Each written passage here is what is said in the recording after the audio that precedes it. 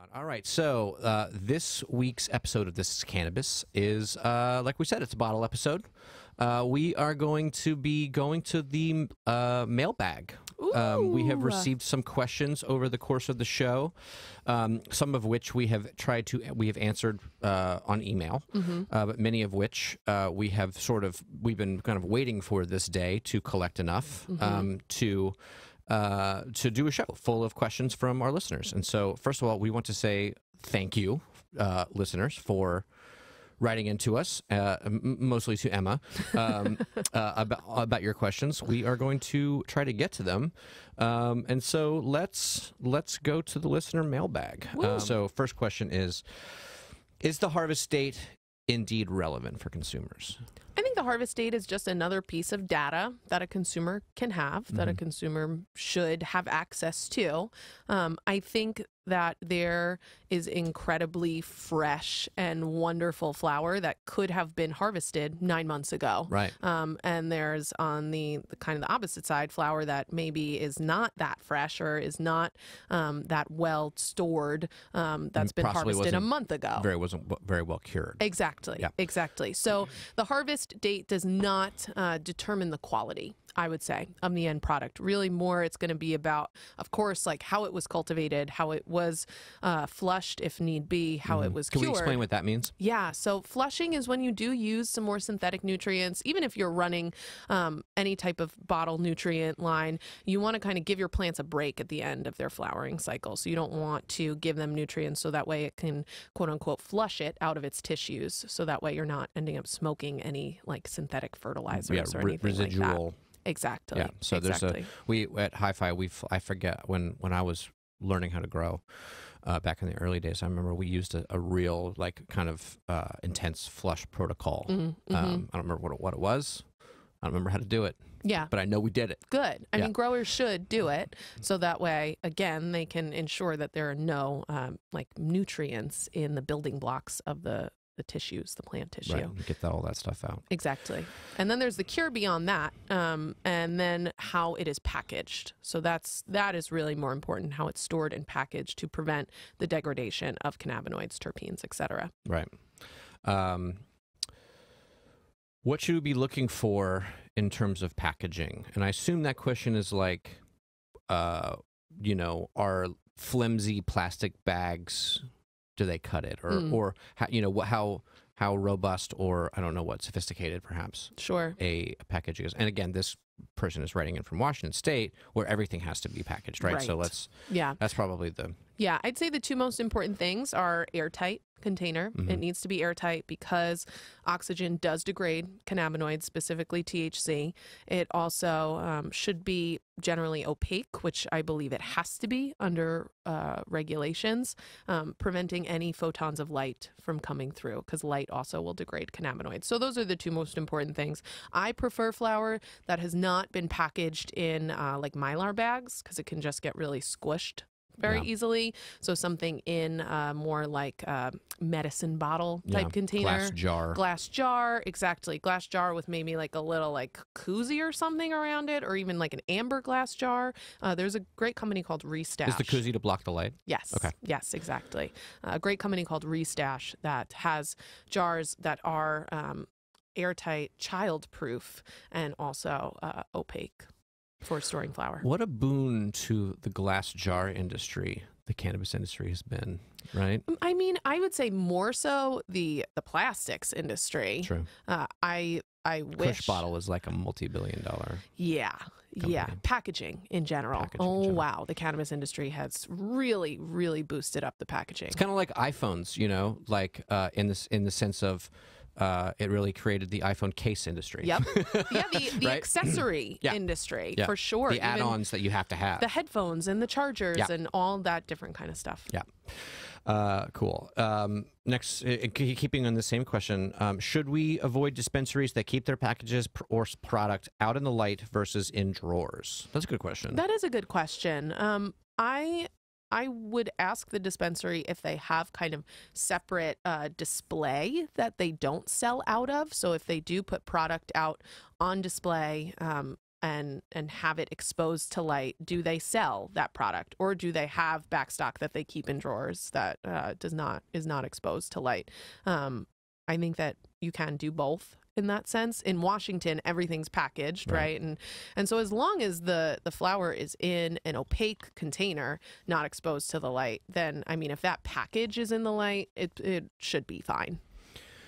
If we don't know the date of the harvest, what are other factors that consumers should use to ensure that they are buying quality products? Great question. Really good question. Ask your bud tender about the grower information. Ask how it was cultivated and then how it was stored beyond that. A lot of outdoor growers, because they have one harvest in a year, and so they need to keep product fresh for that whole year, I know do nitrogen packaging, where they'll put nitrogen into a kind of like turkey bag full of flour that disperses all the oxygen out of the package, and then it is nitrogen sealed. So there's just now weed floating around with nitrogen, and that theoretically should prevent the degradation of cannabinoids. I know other outdoor growers who don't do nitrogen packaging, who just keep it, again, in airtight containers in a dark place, and they say that their cannabinoid and terpene retention is just fine.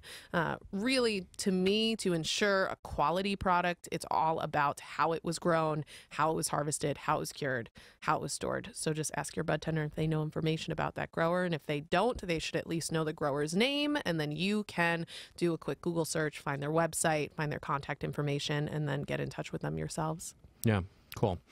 So thank you to that listener for emailing us in. The next question is edible potency and terpene... Oh, excuse me. This is the same listener, for what it's worth. I apologize.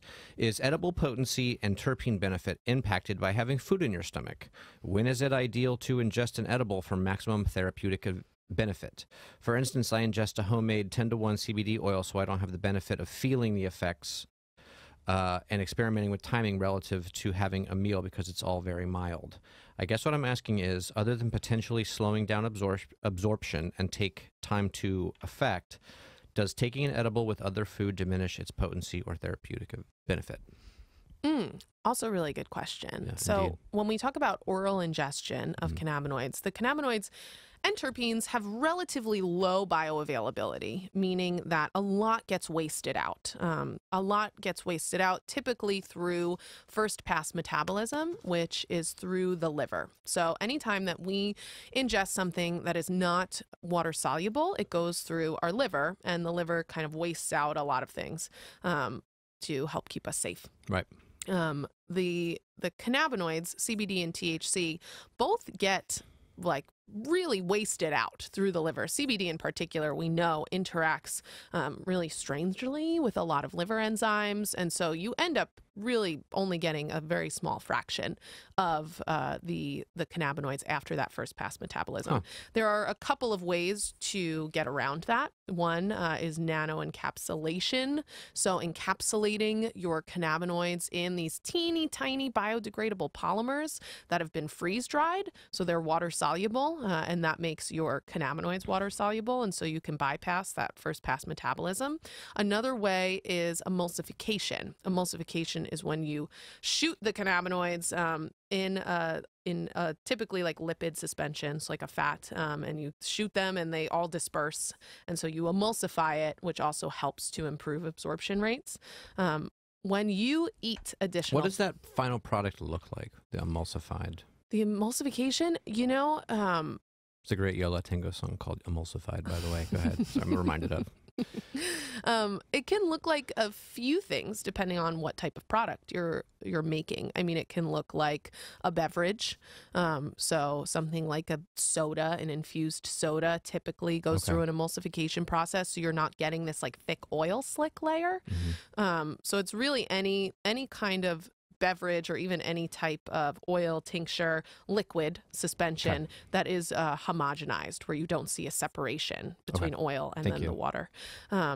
And so when you do eat additional food, when you eat additional fats and proteins in particular, that is a way of helping with the emulsification process, even if a product has not been nano-emulsified, if that makes sense. So when you eat additional fats, you are providing your body with additional lipids that the cannabinoids can then absorb into, which helps your body better digest it. And the way that I've personally experienced the difference between kind of taking just a cannabinoid isolate or orally ingesting a cannabinoid isolate without food as compared to orally ingesting a full spectrum cannabis oil with food is that the isolate is kind of like a super sharp come up and a pretty sharp come down with a small window in between there of me feeling the effects.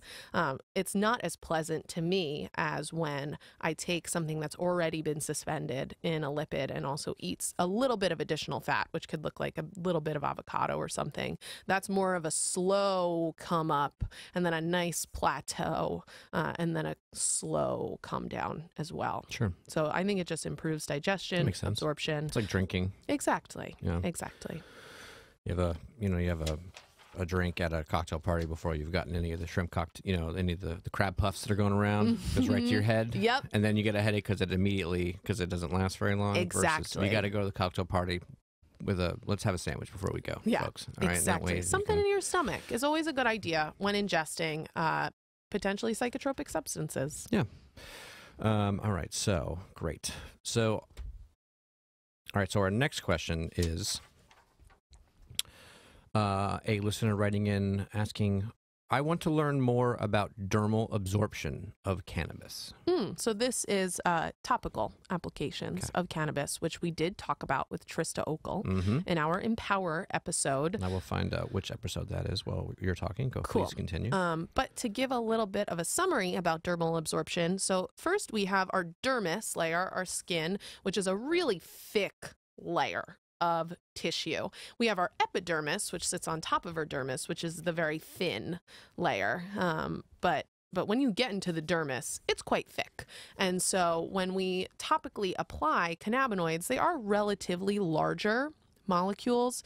They are also fat soluble. And so it takes them a little while to like make it through the dermis. And even then they don't typically make it all the way through the dermis into the bloodstream. They'll kind of like make it through, interact with a bunch of enzymes and factors and receptors that are in our skin to typically produce an anti-inflammatory response.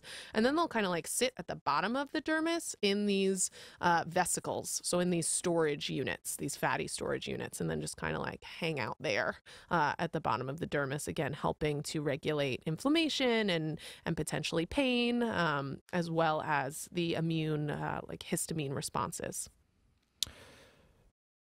Just out of curiosity, could you inject something like that rather than putting it on your skin the way that people inject heroin? I'm just curious. I mean, like, what would that... Probably. Just for sheer... No, do not recommend. No, absolutely not.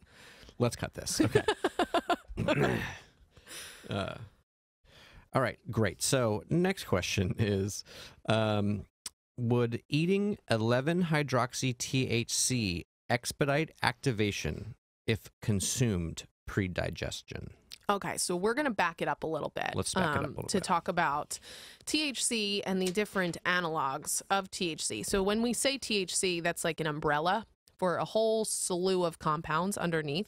The active, quote unquote, active form of THC that we get when we inhale cannabis is delta-9 THC. When we ingest cannabis, we also are ingesting delta-9 THC because it has typically gone through what's called a decarboxylation process. Yep. Exactly, before being infused into an edible. So when we hydroxylize delta-9 THC. Nice one. Thank you. That generates the very psychotropic compound, which its full name is 11-hydroxy-delta-9 tetrahydrocannabinol, aka 11-hydroxy THC. Further oxidation of 11-hydroxy THC generates the inactive compound 11-nor-9-carboxy-delta-9 tetrahydrocannabinol.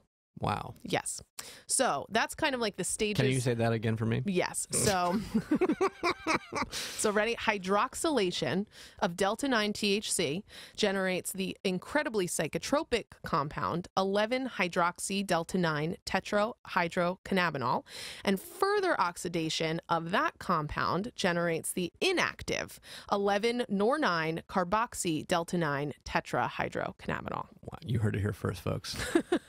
Wow, that was well done. Very, very well done. Thank you. Thank you. Please continue. So when we inhale delta-9 THC, it is rapidly absorbed through our lungs after inhalation, and it quickly reaches high concentrations in the bloodstream. Yeah. That's why we feel such an immediate onset of effects when smoking. However, hydroxylation of delta-9 does happen while it is in our bloodstream. So it turns into 11-hydroxy-THC when it's in our bloodstream. And what the kind of blood plasma levels look like there is that there's a maximum delta-9 THC plasma concentration observed approximately 8 minutes after smoking. Okay. And then the 11-hydroxy-THC peaked at 15 minutes after smoking. And then this inactive 11-nor-9 carboxy-delta-9 THC was there at 81 minutes. Okay, so let me make sure I understand this. So, like, do the flow chart of that for me. So, you decarboxylize cannabis, inhale it, and it immediately has an effect. Yep. And then 8 minutes into it.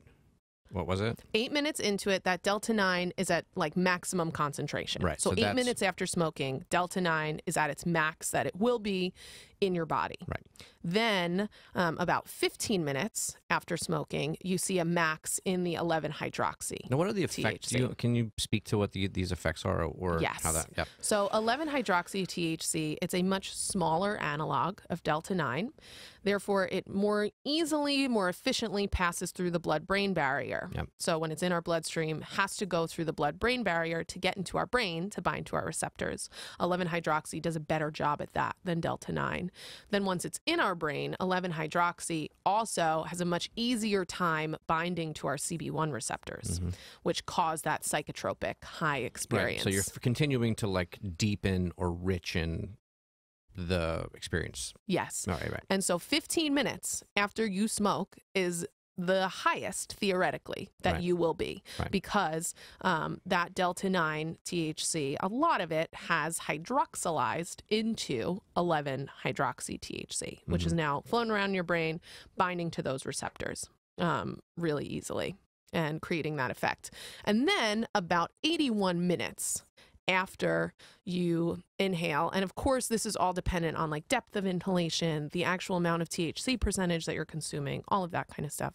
Whether you have any food in your system? Whether you have any food in your system, absolutely. Yeah, all of that. That was a question mark. Situational. Yeah, all of that situational that awareness, dependent on your own physiology, of course. But typically then 81 minutes after you smoke, it is this inactive form of THC, the 11-nor-9 carboxy THC. And that is what, fun fact, is detected or used to detect kind of THC through a urine analysis. Okay. So that's what they're actually reading for, is this inactive form of THC. That is a fun fact. That can stay in your body for a relatively long time.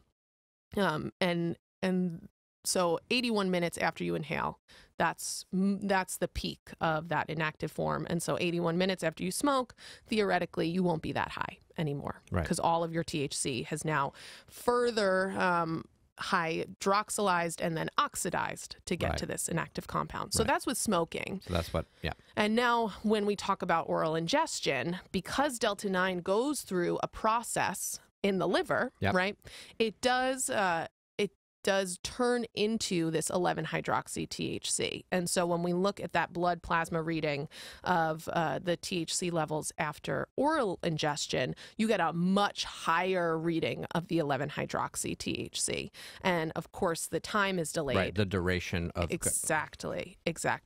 So it's not until like 1 to 2 hours that you'll see a delta-9 spike in the bloodstream. And then you'll see a very large spike of 11-hydroxy-THC. And then which then prolongs the duration. Why is the duration so prolonged as far as edible ingestion versus because of that higher spike because of of that 11 higher, hydroxy that's what it is. THC. Okay. Yep, Okay. exactly. Because again, that's more psychotropic than its delta 9 analog. And so back to the listener's question of if you theoretically orally ingested 11 hydroxy THC, would you get kind of a different kind of experience? And I think that you would actually maybe theoretically, again, get a shorter experience because that 11 hydroxy THC is like the middleman between your delta 9 and your inactive analog, that 11 nor-9 carboxy. I just hear Robin Williams going nanu. So the 11, what you said, I'm sorry, I forget, I can't keep up with the terminology, but that's not an optimized version. No, yeah, it's inactive. That sort of seems okay. Yeah. Because it sort of seems like that was maybe what the listener was asking. Like, is this a way to optimize?